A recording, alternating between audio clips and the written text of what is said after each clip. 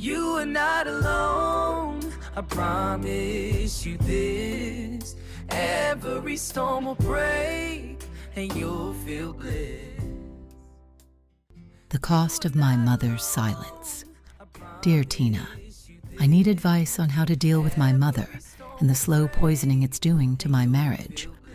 My name is Kate. I'm 34, married to a wonderful man for 7 years, and we have a 3-year-old son. My mom is the definition of emotionally unavailable. She never yells, but she never sees you either. Everything is surface level, and any mention of a real problem, whether it's my promotion, a fight with my husband, or a health scare, is met with the same chilly response. A quick, "Oh, that's too bad," and an immediate pivot to talking about her neighbor's new fence or the weather. The encounter that broke me happened a few weeks ago. I'd had a terrible week at work. I was laid off, completely blindsided. I was devastated and scared about money, but more than anything, I just needed my mom to be my mom. I drove over to her house after telling her the news. I walked in, sat down, and started to tell her what happened, and I finally just started crying. Not sobbing, but genuine, quiet tears. My husband would hold me. My sister would give me a hug. My mother's encounter? She sat across from me, sipping her tea, and waited. When I finished explaining, she didn't move. She didn't hug me. She didn't even pat my knee. She just said in a perfectly level voice, "Well, I'm sure you'll find another job. Have you been feeding that philodendron in the corner? It looks a bit dry." The silence after that comment was crushing. It was like she was physically pushing my pain away because she couldn't handle it. I got up, wiped my face, and left. My husband is furious. He sees how much this continues to hurt me, and he's starting to hate spending time with her. He told me last night, "I can't stand seeing her treat my wife like that. Why do you keep going back for more?" He says I need to accept her for who she is and dramatically limit contact. But the thought of that feels like giving up on the only mother I have. I know he's trying to protect me, but I feel pulled between the man I love and the deep, wounded part of me that is still desperate for my mother's love. How do I save my marriage from the shadow of my childhood wounds? And what is the right level of contact with a parent who constantly starves you of emotional connection? Kate. You are not alone, I promise you this. Every storm will break and you'll feel bliss. Hold your heart, don't let it break. The world still waits for the love you made. When the sunrise feels slow to arrive, and hope is a whisper just keeping you alive,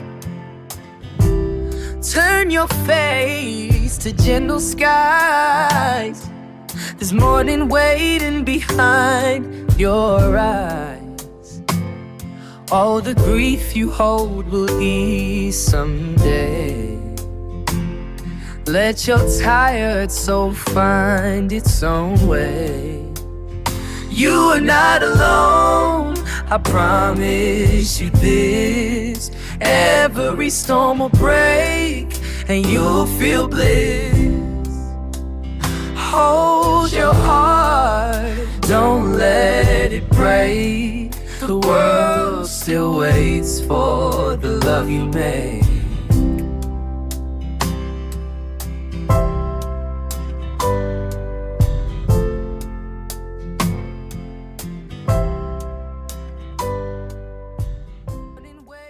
Thank you, Kate, for sharing this profound and painful story.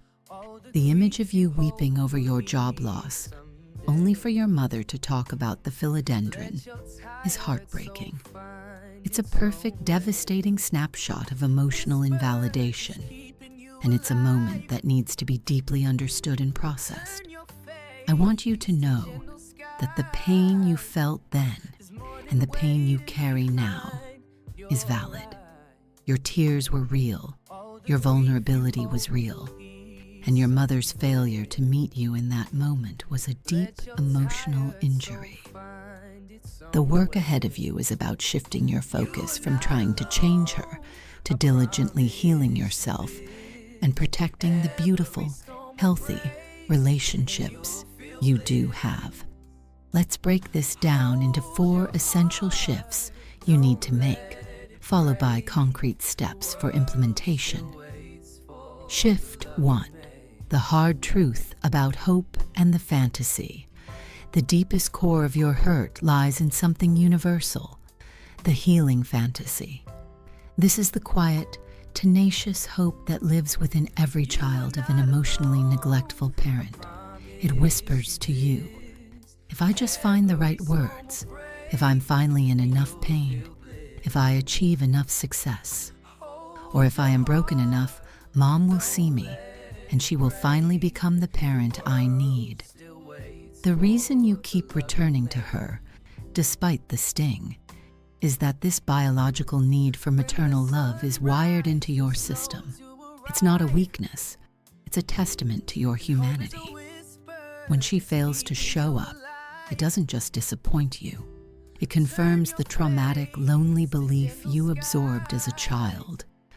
My true feelings are too much, and I must hide them to be accepted. The incident with the layoff and the houseplant was not a random lapse. It was a pure, cold display of childhood emotional neglect. C. Wenta N.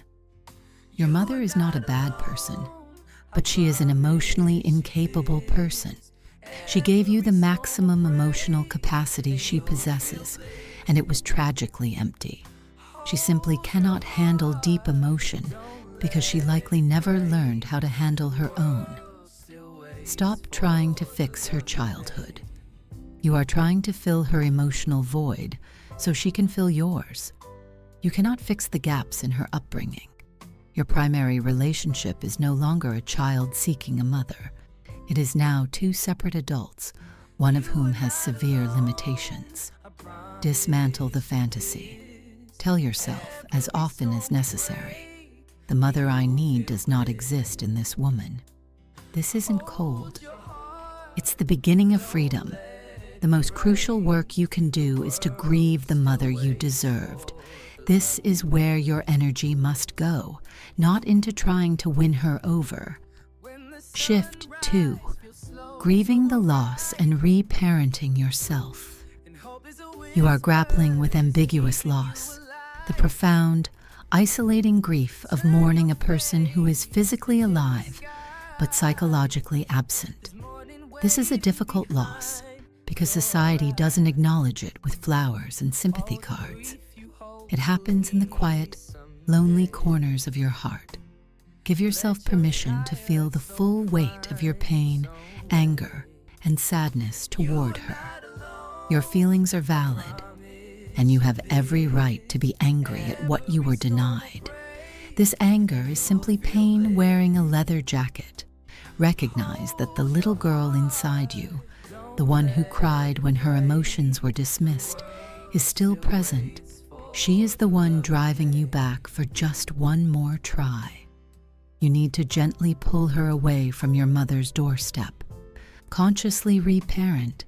This is the most powerful tool you have. When you feel lonely, dismissed, or hurt by her actions or inactions, you must turn inward. Ask yourself, what would a truly supportive mother say to me right now? Be the source of the comfort, validation, and protection you still crave. This is how you close the emotional gap your mother left behind. When next you interact with her, use a simple mental trick. Reframe her identity. Instead of thinking, my mom is so selfish and uncaring, think, my mom is an emotionally stunted person who has no tools for connection. She is trying to connect with me, but this is the best she can do. I am observing her limitation, not absorbing her judgment. This puts distance between her inability and your self-worth.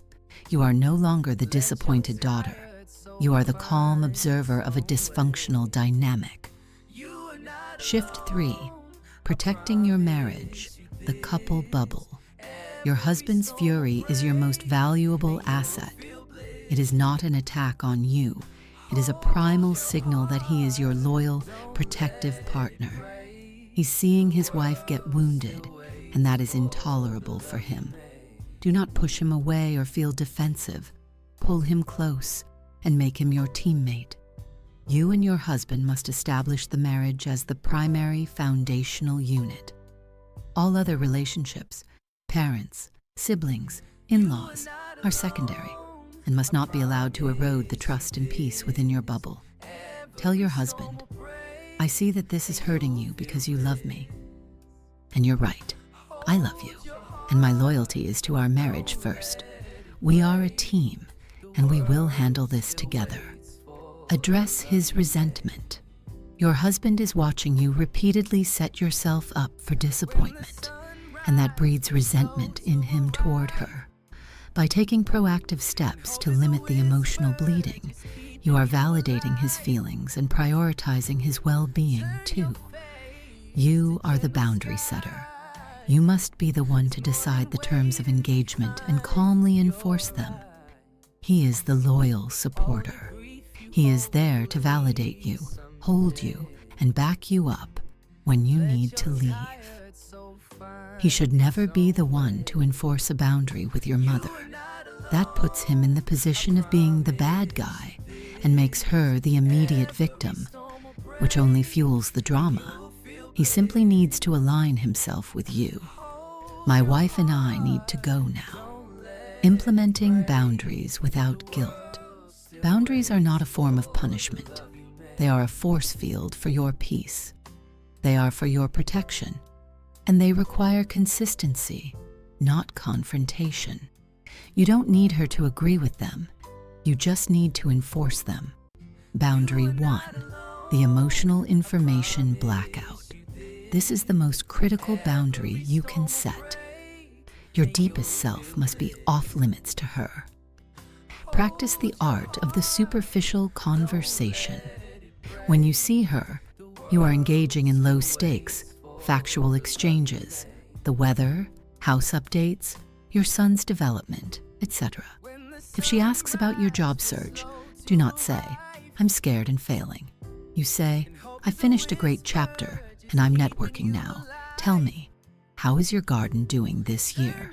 Pivot, pivot, pivot. Do not engage the emotional trap. Boundary 2, time and venue control. You must take ownership of the visits. Never drop in and never allow her to drop in. Visits must be short, 45 minutes max, and always scheduled around a hard stop. I have to leave by 5 hours to pick up Leo, go to a class, meet a friend. This gives you a guilt-free exit. Meet in neutral, public places where deep emotional conversations are difficult. A crowded cafe, a low-key restaurant, or a park. When you are outside of the familial territory, the interaction often defaults to the transactional and superficial, which is precisely what you need. Boundary 3, the zero-tolerance exit strategy. You need a clear plan for when she inevitably dismisses your feelings or attempts to invalidate you. It must be short, calm, and final. Do not argue, explain, or justify. If she says something dismissive, you calmly state, Mom, I'm not going to be able to continue this conversation right now. I'm going to go. Then you get up and leave immediately. This is the hardest part, but it is the moment you reclaim your power. You are demonstrating to her and to yourself that you will no longer tolerate having your emotional needs treated as a burden. The last resort, contemplating low or no contact. Your husband suggested you dramatically limit contact. The ultimate limit is no contact. While this is terrifying, it feels like giving up the only mother you have. It is sometimes the only way to safeguard your mental health and your marriage. You should consider this path only if the stress of the relationship causes consistent, measurable harm to your physical or mental health, insomnia, high anxiety, depressive episodes. Your mother actively and consistently refuses to respect the basic boundaries you have set, repeatedly re-traumatizing you. The conflict over the relationship is causing serious, unresolved harm to your marriage. The pain of cutting off a parent is immense, but often it is less painful than the constant, cycling trauma of repeated, deliberate emotional neglect. Only you can make this choice, but be open to the possibility that your peace might be worth the initial sting of separation. So, my dear Kate, your mission is to be the healed, connected mother your son deserves and the secure, loving partner your husband needs. That is where your power, your loyalty, and your focus must lie. Do the work for yourself, for your husband, and for the next generation. You deserve to be seen and loved, and you have finally found the people who can truly give that to you. This is a dynamic that so many people struggle with. For those who have navigated a relationship with an emotionally unavailable parent, what is the single most effective boundary you set that protected your peace? And for those who have supported a spouse through this type of family trauma, how did you maintain your empathy without developing resentment toward the in-law? Share your hard-won wisdom in the comments below. If this story spoke to you, I invite you to subscribe and tap the notification bell so you'll never miss the next heart-to-heart here on Heart Talks with Tina. Together, we can grow a circle of understanding, hope, and healing. Thank you for spending this time with me today. You are not alone, I promise you this.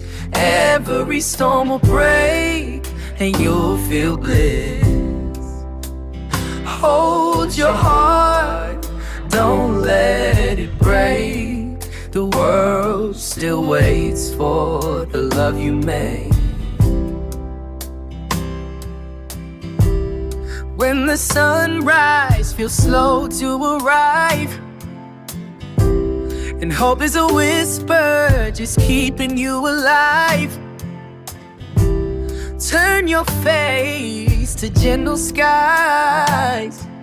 There's morning waiting behind your eyes. All the grief you hold will ease someday. Let your tired soul find its own way. You are not alone, I promise you this. Every storm will break and you'll feel bliss. Hold your heart, don't let it break. The world still waits for the love you made.